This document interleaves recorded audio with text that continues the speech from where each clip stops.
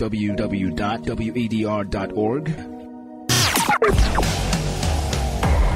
Attention, ladies and gentlemen. It's time to embrace a youthful mindset and envision your future. Take the lead is in your walls. Take the lead is in your walls. This platform serves as a space for engagement designed to equip young people to become effective leaders. They are actively contributing, creatively engaged, and determined in various fields. And now, this is Take the Lead.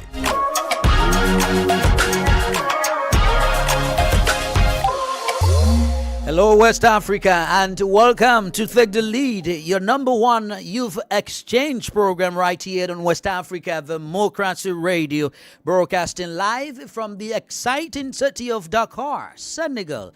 I am your host, Augustine Cully, and trust me, I am thrilled to have you tune in for this exhilarating ride. Today marks the episode 49, and we are heading into a powerful conversation as usual with the topic assessing the role of young people in driving social change within West Africa.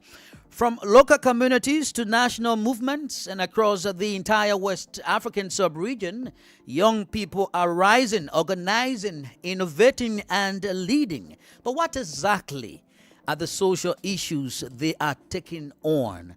How are they championing change? And most importantly, what impact are they truly making through social changes? Well, stay locked in because we are unpacking all of that and more. We are live on 94.9 FM, streaming on Facebook, WADR English service, and on YouTube at WADR. Got comments, got questions, or shout outs? Drop them in our live chat. We will certainly read them out. So don't just listen, please jump in, and your voice matters.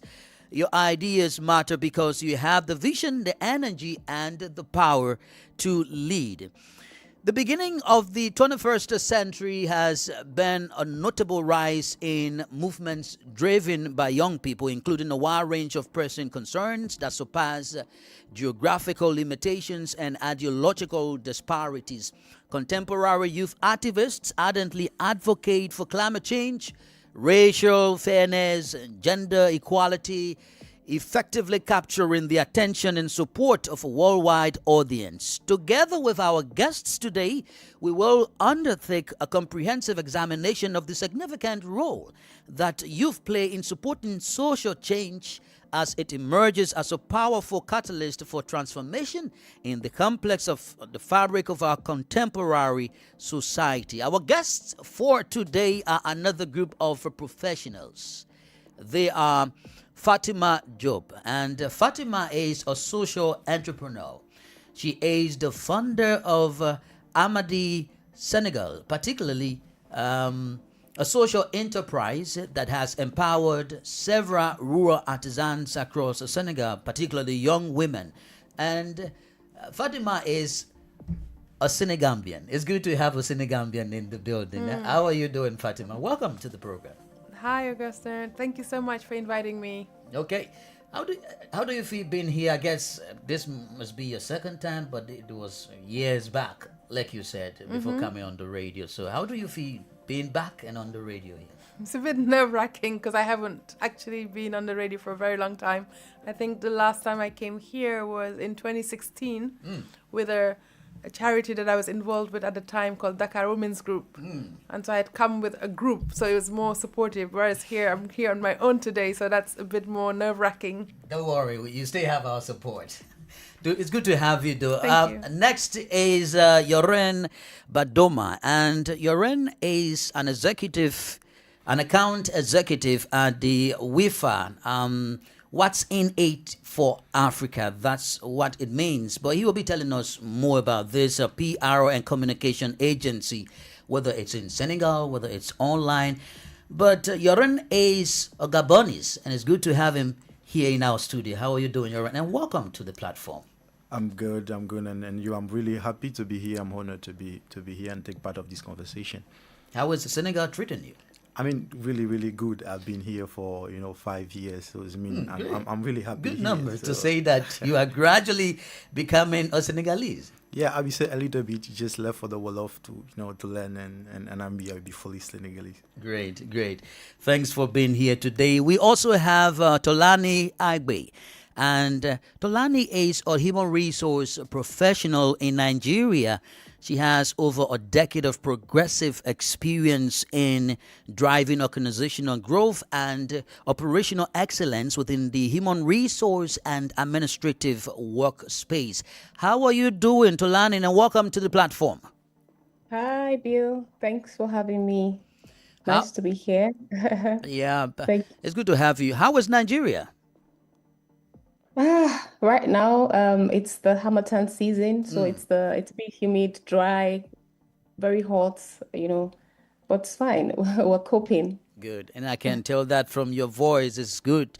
You already know that we have you, the listening public, and of course, our amazing viewers. Please share with us your understanding about this aspect of social change. What are the issues, the social issues that you think require changes? And we will certainly pick up your points through the live comment feed. So just to let you know, today is International Volunteer Day 2025, my people.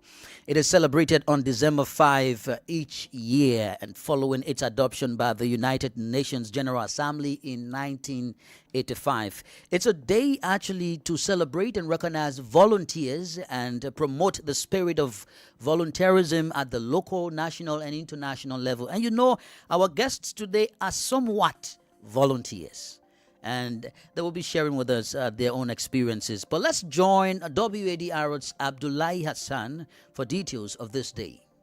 The International Volunteer Day is celebrated each year on December 5. It was initiated by the United Nations General Assembly in 1985. It is a day to celebrate and recognize volunteers and promote the spirit of volunteerism at the local, national, and international levels. This year's theme is Every Contribution Matters, a way to show young volunteers that their actions are not in vain and that their contribution to the well-being of society is more valued than ever. International Volunteer Day, IVD 2025, is of historical significance as it marks the official global launch of the International Year of Volunteers for Sustainable Development. This important milestone calls for a global movement to recognize and amplify the essential role of volunteers in accelerating progress towards achieving the Sustainable Development Goals SDGs by 2030. Like the international community, the day is being celebrated throughout West Africa. This is the case in Niger, where the Minister of State for the Interior, Public Security and Territorial Administration reaffirmed his country's commitment to strengthening volunteerism as a key component in asserting sovereignty and consolidating national unity.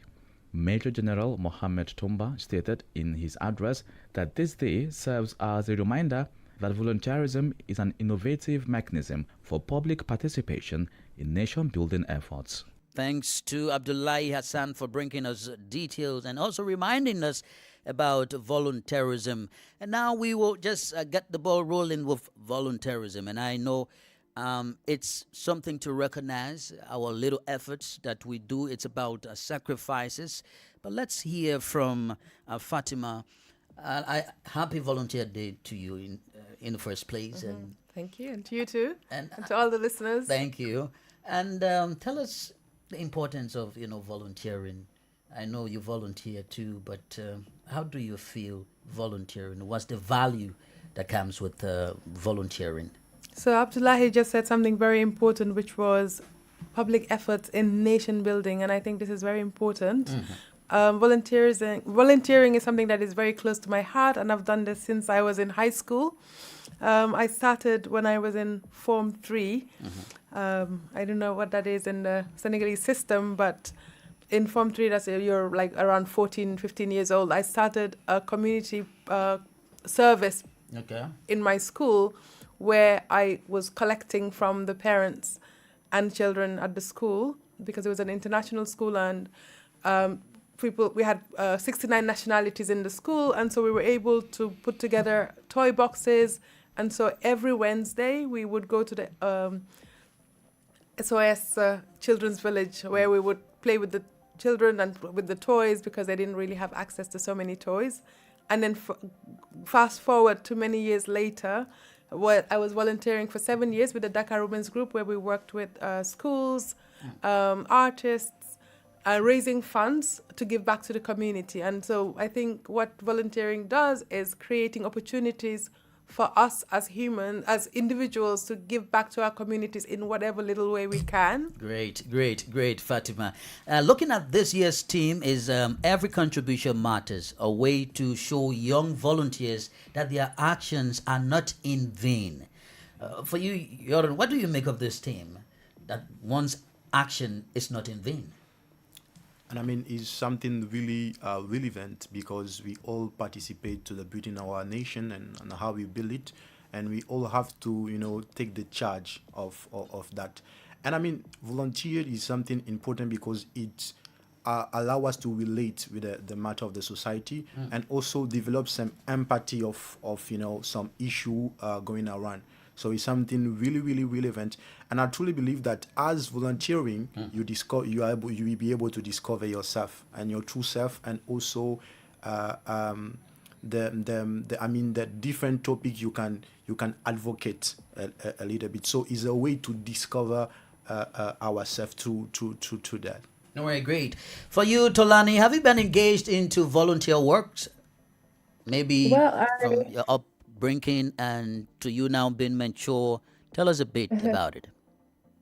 Okay, thank you for this question. I like the other guy just mentioned, he said something about discovering yourself. And I think that's one thing I discovered also, I was able to embrace while volunteering.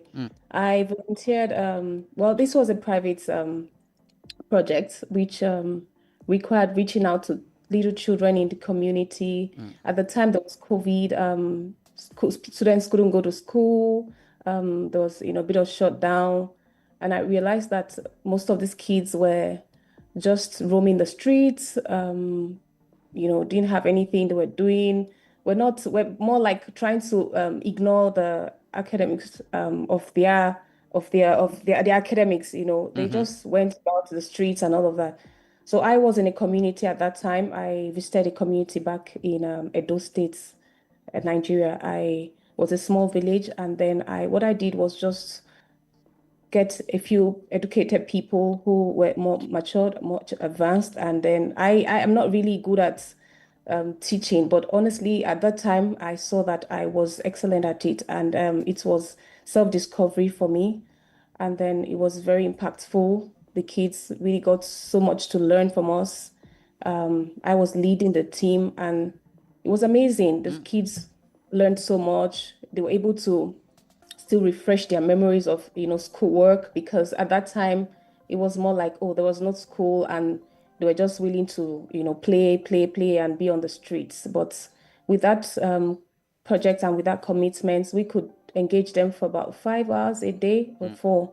So that was very helpful, and the kids all came out well, because I made sure I conducted tests and exams, just something to just make them understand all of their efforts and to see how well they have done and what they should improve on. Like, for instance, mathematics, English, social studies, all of that. It was a very engaging project for me. Personally, I took up that, and I'm grateful that I did, because like I said, and the guest from Senegal said, it's something that helps you discover yourself. And for me, that was a huge self-discovery. Yes, and you said something? No, I said that's amazing, actually. Okay. And that's, I'm sure the parents were really grateful to have you helping them out. Honestly, I got people who called to say thank you, who called to appreciate me with farm produce and all of that. It was really amazing. And I wasn't doing that because I wanted something. Do you understand? But I just saw that it was a gap that I needed to fill at that time, because I saw so much frivolous activities around, so much, and waste of time. And then I just took up that project, and to God be the glory, it came out fantastically well. That's why this edition is very unique to volunteerism. And because it aligns with the topic social issues that we're talking about, driving through positive change, let's begin with you, Fatima. I know, what can you identify as some social issues in your community, in your country, or within the West African sub-region where you've traveled? So in the places where I work with my social enterprise, IMAD, so we work with rural weavers, and one of the issues that we have come across was early child marriages, which you would think that in 2025 that is no longer the case, but it still is in many of these communities. And youth, as you know, at 16 years old, 17 years old, were being married off, and they wanted to go to university, and some of them will not be able to because their parents overnight had married them to a relation. And so that was one of the things that I was surprised to see and hear was still an issue in 2025. And so when I started working with the rural communities, that was around 2014, 15. And so I thought the early child marriages was something of the past. And so I didn't realize that at the time, the first person who talked to me about it, so it was one of our weaver's daughter who had reached out to me so she was 15 at the time, and she wanted to let me know that her parents had set a date for her to get married. And so I was really shocked that this was still happening, this practice. And unfortunately, in that instance, there wasn't much I could do. But, and the wedding, the marriage didn't... It went on? It did go on, Wow. and there was nothing I could do because the culture also is quite strong. And, so she had to stop school. And so there's issues around early child marriages for me in the rural communities where I'm working right now. Yeah. That's one of the main issues. Okay, we'll come to how you think we can work around addressing these the issues. But let's hear from you, Yoren, from your own experience. What have you identified as those social issues that really need change? Recently, I worked on a subject about EVOS. EVOS is African Voice of Science, and it was about promoting it is globally about health, and it was about promoting the research of some scientific. Now most of them was youth and different age, and the purpose was to amplify their voice. Why amplifying their voice? Because we just noticed that they are writing articles, they are making research that are relevant with the health issue today, but we are not able to hear them. We are not able to listen to them and know really what they are able to show. And the purpose was, first of all, teach them how to advocate very well, how to advocate and to really amplify their voice, to make their voice also known. And the purpose was to help them to participate and take part of different events across Western Africa about health specifically, for them to speak up about what is going on, about different type of subject linked to health. So it was something really important. And as discussing with them, as I've seen people really passionate about the subject, and there are no one to really listen to them. And most of the health ministry today don't consecrate a lot of funds for research specifically, because they don't believe in that. But research is that important because it will help us to develop our own solution, from ourselves instead of waiting from others. So as discussing with them, I've seen passionate people, and I also been able to see a really important issue that need to be solved. Okay, great. Talking about Nigeria for you, Otolani, I know perhaps it could be poverty, it could be inequality, could it be some level of racism or discrimination? Let's say about disability rights or some health issues, or we talk about maybe agriculture, some form of social issues that are prevalent and maybe affecting the lives of young people. What can you say about these issues there in Nigeria? Thank you, Bill. That's a very crucial question. I'm sure you're very familiar with the bit of news here in Nigeria. Currently, we have a lot of insecurity problem. Yeah, insecurity is one concern or major challenge that the government is trying to address. It's been very prevailing, and honestly, we do not know where we are going on that one. But I would like to speak only on poor education, poor education in the rural communities, poor educational structure and all of that. And even, like you said, poverty. I was opportune to be part of a project, like I said, earlier, but this is another one by the government. It's with the WFP in conjunction with the UN. So I was supposed to be on a project way in Maiduguri, that's the northern north of Nigeria, where I had to be part of a project going on. So I had to engage in school, the school feeding program, where we have to feed, thousands of young children not having access to good food, coming to school without proper nutrition and all of that. What that opened my eyes to was just so that we can, as a country or as a nation, we need to understand that in the place of education, or developing full-grown children where they can get proper assimilation of what is being taught, they need to be properly fed. They need to have the right nutrition. They need to be in the right frame of mind to be in a classroom, because being in the classroom is one thing, understanding what is being taught in classroom is another. Yeah. Or having to be fully engaged in classroom activities.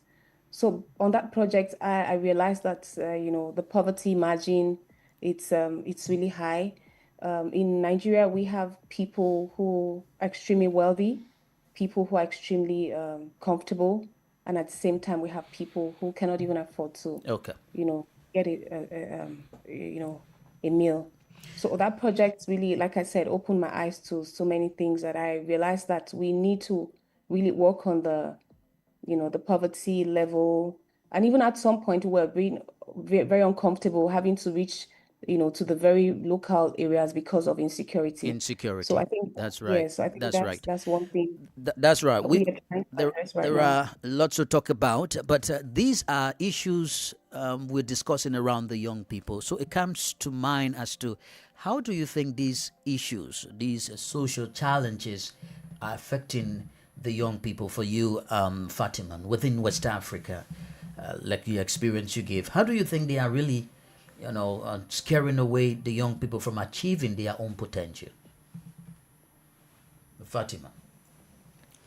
How do I think that these challenges, you spoke about early marriage, Yoren spoke about the need for research, young people to get involved in public library, and Tolani is talking about insecurity. How do these challenges really prevent the young people from achieving their potentials in life?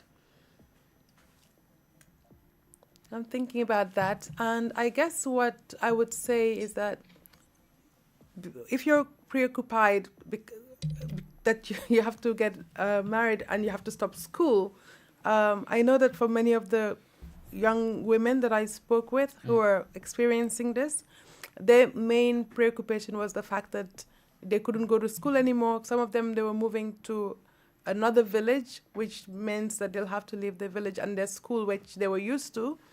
And so I think that just keeps them very preoccupied and doesn't really offer them much chance of happiness in a way. Wow.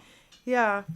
It's very limiting, because if your parents are deciding your future, I think that can cause some mental problems too. And I've seen that happen with two of the brilliant young women who really just sort of gave up And now that we're talking about how young people can get engaged in these advocacy, in these activism to ensure that they rescue their fellow young people. So how important you think the young people in terms of making changes in their community, ensuring social changes in their schools, within their youth groups, within the country, and within West Africa for you, Yeren? I think it's really, really, really important, and in all the subjects we have all brought so far, is something really important, and youth have a major role to play. And today I'm really be positive about that, because there's a shift cultural that is happening.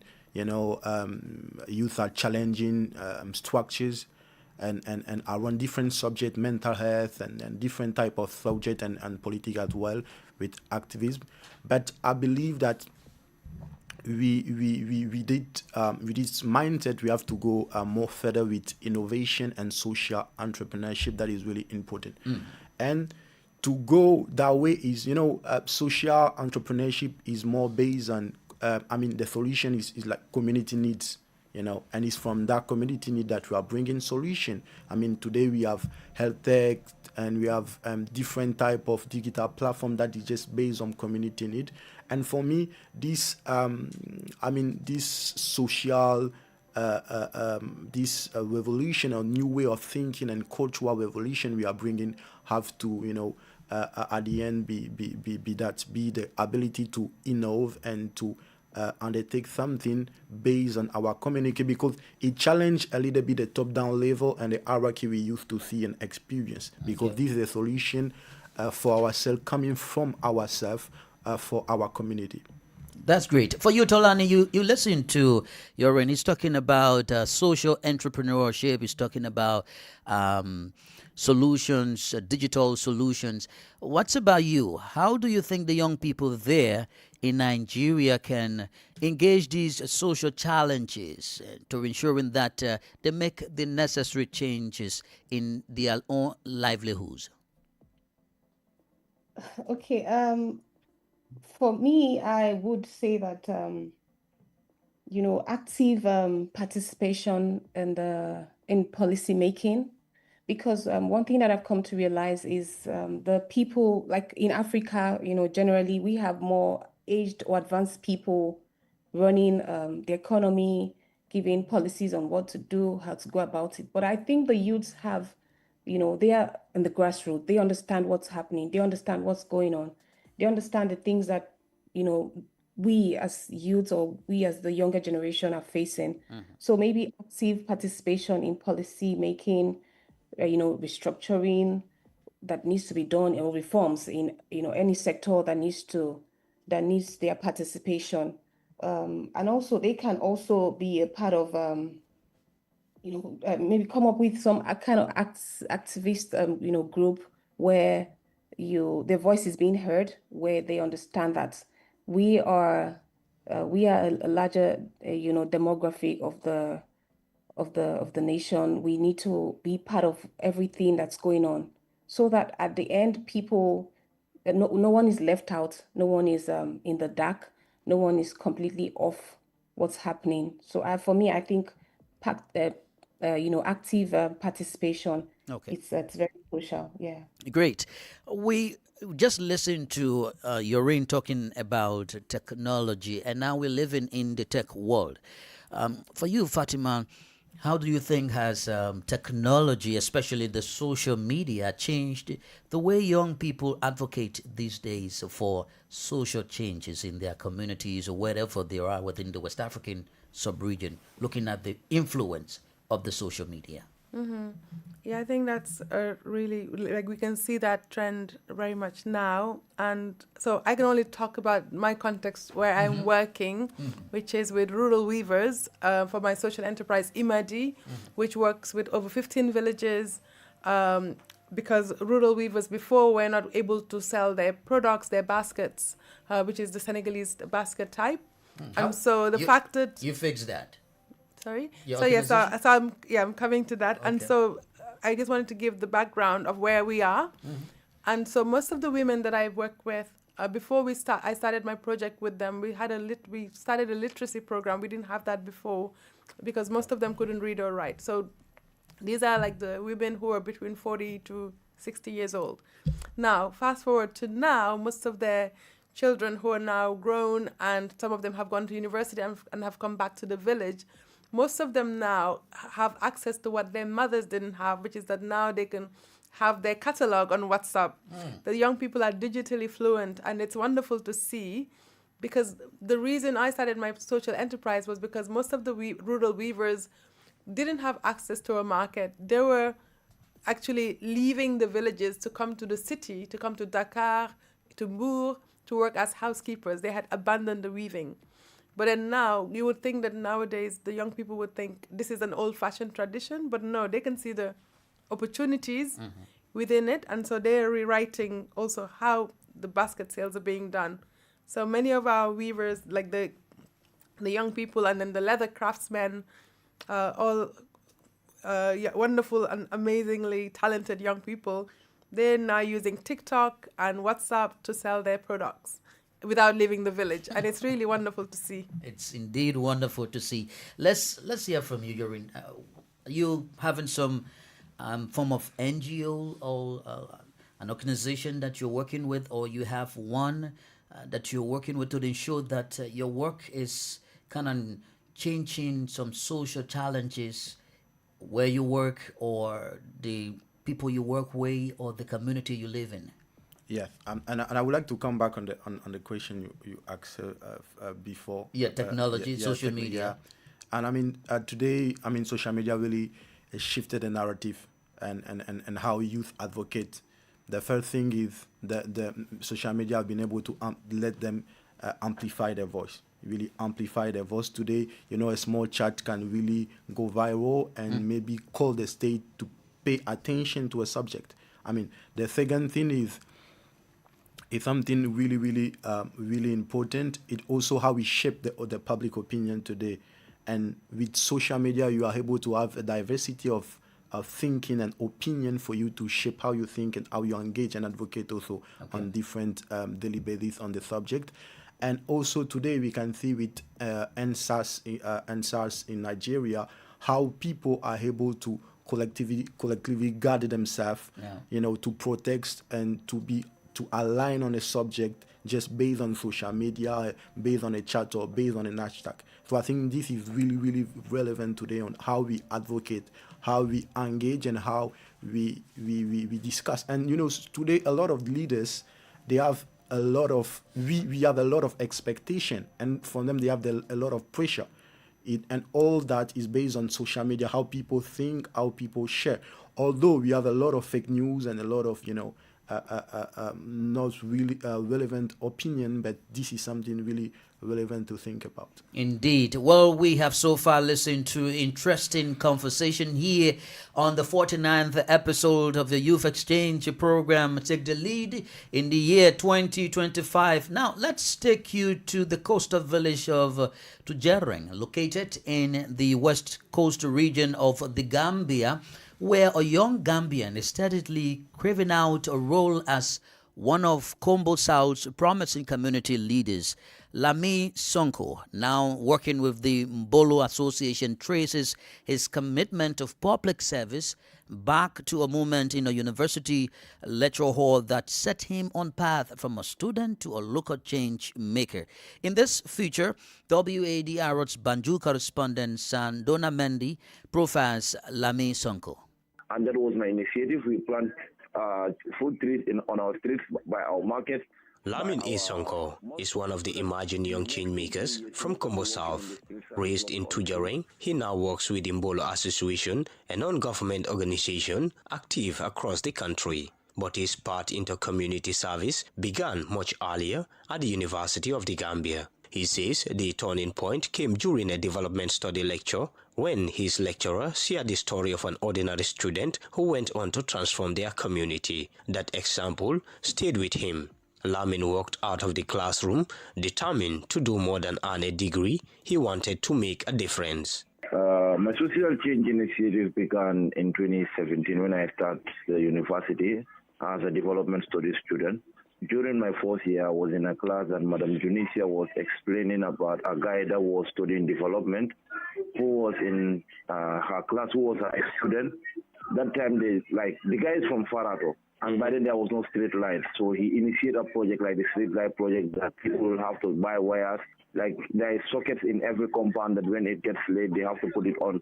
So that development studies students have that project in their community, and it was successful. So during her deliberations in class, she was explaining the success story of some of her students that have always been doing something for their community. And I take a promise that I'm going to do something in my own community, even though I have been a volunteer from junior school, primary school, senior. But I also want to have a lasting impact in the community. That is why the journey all started in 2017. Back home in Tujareng, he put that resolve into action. He began organizing waste collection exercise, cleaning the beach and market, and mobilizing young people to make ownership of their environment. I have been volunteering in the 36 hectare forest that we have in Tujareng. Every weekend, every Saturday, we go there to fence the forest. So that forest protecting is a community thing. If you come to Tujareng, it's the only community in the country like right now that have street fruit initiative. And that was my initiative. We plant fruit trees on our streets, by our market, by our mosque, so that in the next 2-3 years, people can be walking in the streets and pluck on fruits. We also have a project at the Tujareng Women's Garden trying to help them to adjust to adopt the permaculture system. His consistency didn't go unnoticed. Well, when I started social work, like I call it a moral responsibility, it has a lot of impact for me as an individual and as to my community. For an individual, well, when I started social work, I wasn't even expecting thank you for anyone, because if you are doing a voluntary job or a social work, the least that you can expect is thank you. But even that thank you, if you put more focus on it, when it did not come, it distracts you.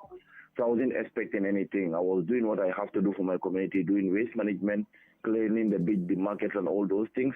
And I get a job out of it. I didn't apply for the job at the NGO.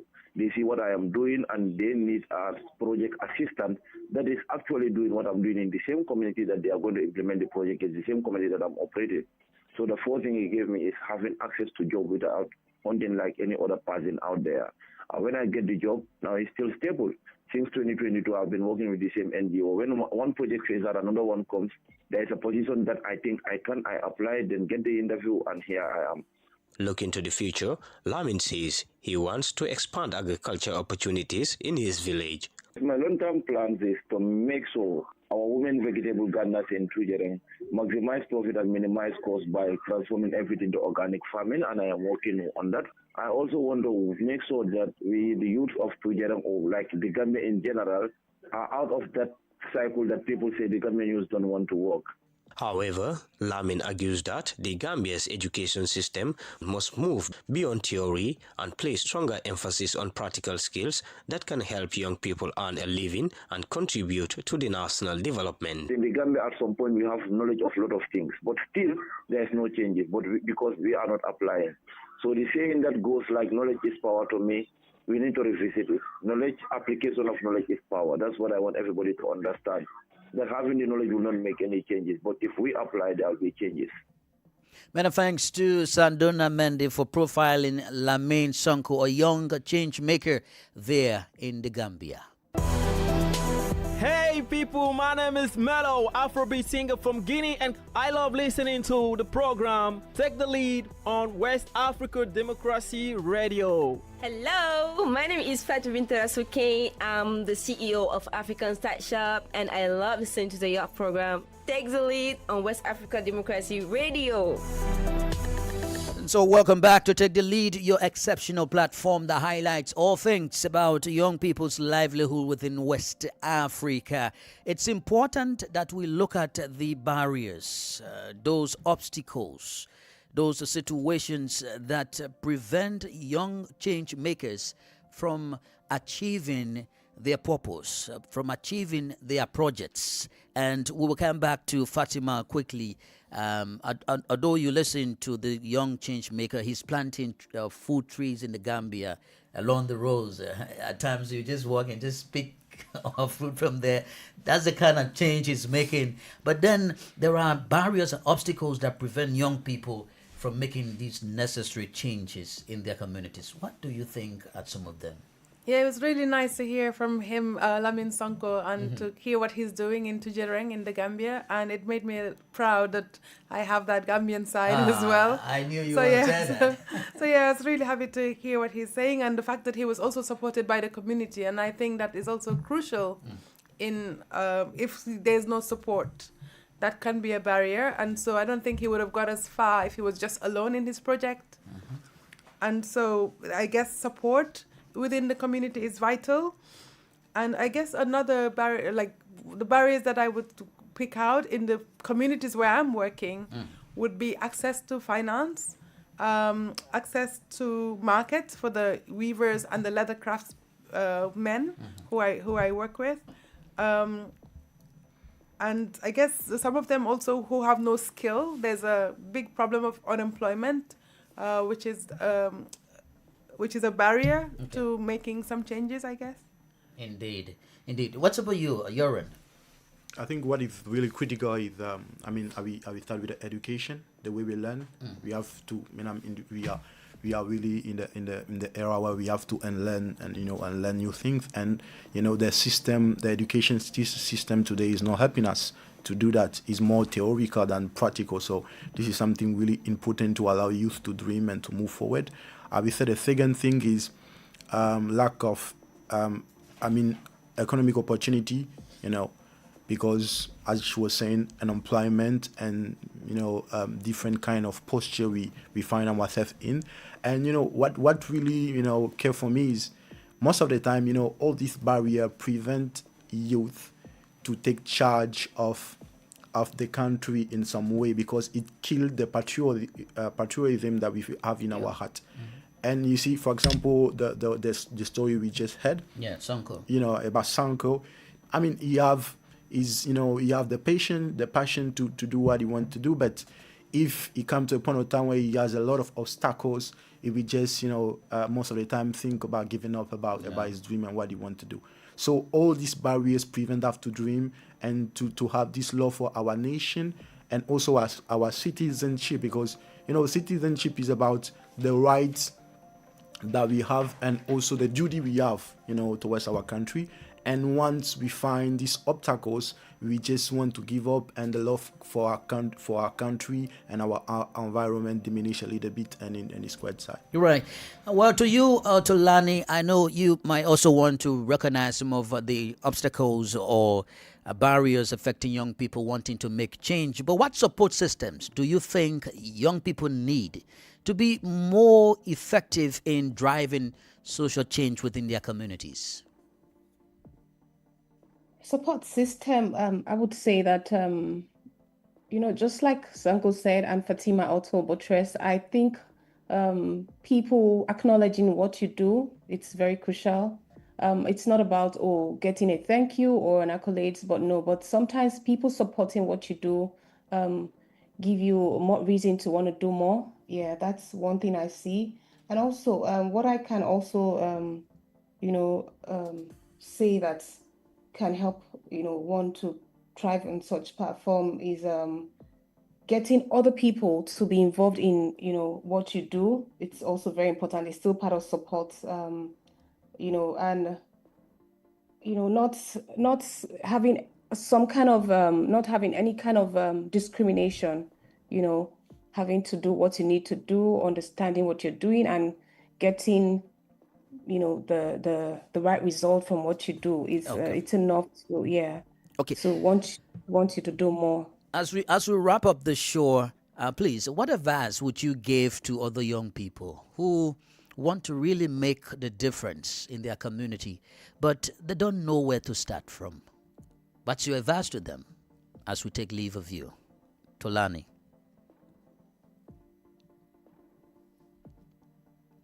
are you getting us?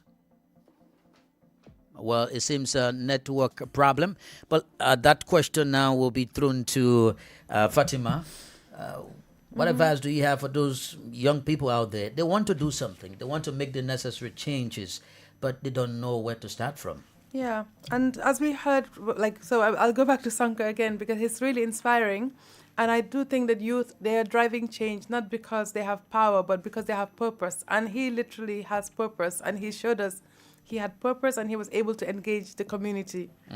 So I would say have purpose, because you'll need that to transform communities. And that's really important. Get involved with local political representation, because I think often young people don't feel like they have a voice, but yes, they do have a voice. Do not wait to be invited to any table. Create your own table, have your own groups, get talking, get people in your community active and involved, because without the political backing also sometimes some of these big changes cannot happen. So I would say definitely get involved in political representation. And I guess, yeah, you have the power of being digitally fluent. Use that to your advantage and getting people involved and creating new projects, new innovation. And I guess if I could, just add one more would be, keep on being creative, because I think young people are so creative, so resilient, and they can do anything. They are smart people too. They're very smart. Yeah. What's about you, Yorin? What's your advice to them? I mean, my first advice is to definitely be self-aware. You need to be self-aware in this era, and you need to unlearn. You need to unlearn and learn by yourself, and have a critical thinking to be able to, critically analyze things around you. And the second thing, I will say, engage to change, engage to amplify your voice, engage to make your voice being heard around you, but with purpose, as she said. It's something really, really important. And I mean, these two things is really, really important. Okay, so finally, looking ahead, Yorin, what is your vision for the future of youth-led social change initiatives in West Africa?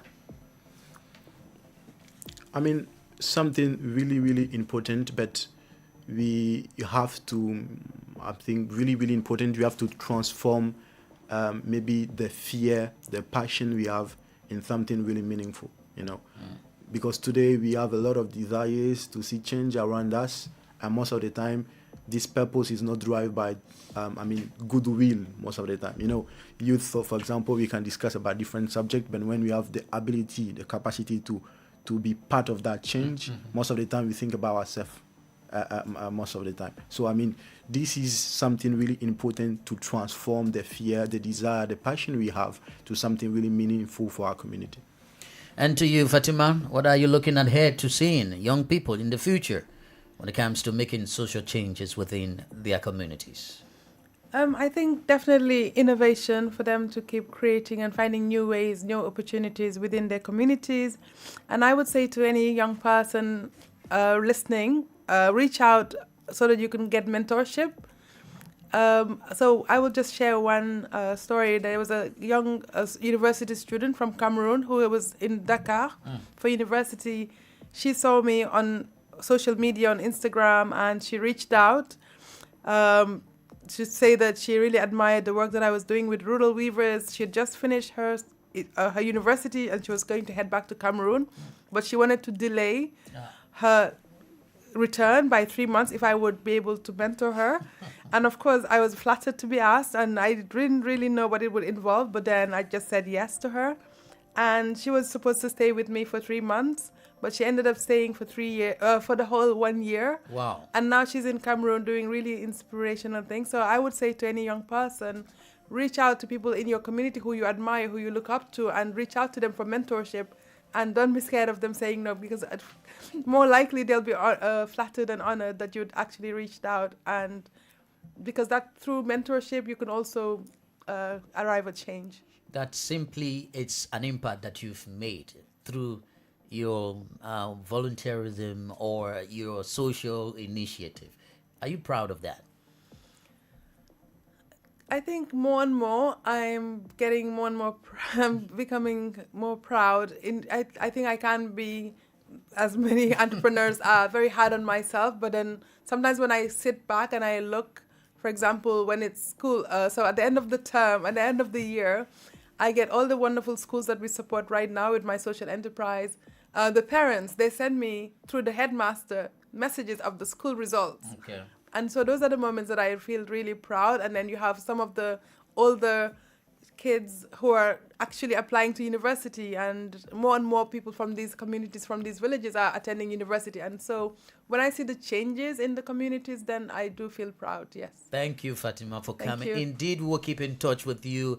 I will always want you to enlighten other young people around. Thank you so much for coming today. We look Thank forward you to for another inviting engagement. us, and it's such an important program, and I'm sure that many young people listen to this and take away so much. Yes, and to you, Lauren, please. Thank you for being here today. Really, really happy to be here, and thank you for inviting us. We're happy to be here. Great. Well, listeners and viewers, this is where we conclude the 49th episode of Take the Lead in the year 2025, right here on West Africa Democracy Radio, broadcasting all the way from Dakar, Senegal. Please join us next Friday for another edition of the program. Not forgetting Tolani. Can we hear from you? I guess she's back. Tolani? Yes, I'm back. Thank you. Thank you. It's good to have you back. Please give your parting comment before leaving. Just like Fatima said, Fatima just crowned everything up, and it's really impressive to know that. Because my number one point was mentorship. Having young people find that one person they can count on, that one person they trust enough to be accountable to. Because I think the problem with most young people these days is lack of accountability, and that's really, it's taking a toll on the society today, where people just want to do stuff without being accountable to anyone. They just want to be out there, do however they like, whatever they like. But if you have people who we can look up to, people we trust enough to put us through the things that we think we are lacking in, and the things that we cannot really do on our own, I think that goes a long way in helping to shape the future of most young people, and having to put them in the right direction in life to take on the journey from there. It's very crucial. Well, Tolani, please keep doing your best, ensuring that you convince other young people to ensure Nigeria is well kept by the young people with positive mindset. Thanks for being on the show today. We look forward to having you another time for another edition on a very interesting topic. Thank you. Fatima, Yoran, it was nice connecting with you guys. Thank you so much. Lovely to meet you. Great. So please join us next Friday for another live episode of the program. Remember to take the lead in shaping the discourse for the betterment of young people in Africa. My name is Augustine Cully. Bye for now. Take the Lead is back in 2025 with a brand new format. Yes, your youth exchange space will now be broadcast live every Friday at 4:05 p.m. Universal Time. And that's not all. Dear internet users and WADR subscribers, you have the opportunity to experience the show live and direct on our online platforms on Facebook at WADR English Service and on YouTube at WADR. Take the Lead every Friday from 4:05 p.m. Universal Time and rebroadcast same day at 1 a.m. Universal Time. Also on every Tuesday, your youth program will be rebroadcast at 7:15 a.m. and 4:05 p.m. GMT. Take the lead and champion the discourse for the betterment of young people.